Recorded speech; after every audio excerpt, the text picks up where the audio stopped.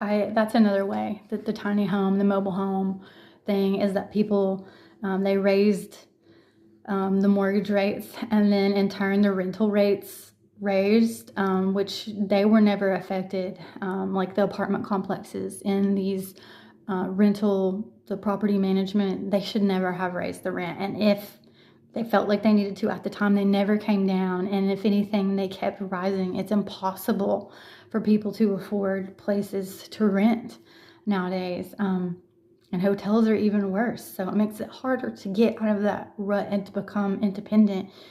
We're all just a paycheck away from that, most of us.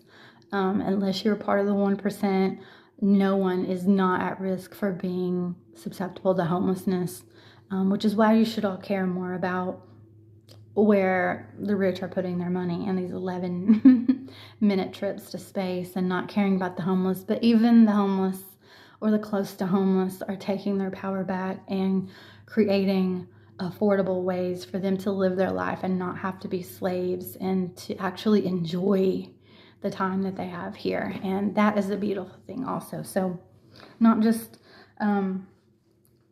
the space thing, but the housing market. People are waking up to that, and they're creating better solutions because the powers that were want it to be like that. They're not doing anything to help them or to stop it. There are charities out there that, I'm not saying that there's not people out there that don't help the homeless. That is not true. There's shelters, there's organizations, there's lots of people that help. But when we're talking about government, when we're talking about the elite, they want it to be like that. They would prefer that the separation happen like that with the haves and the have-nots.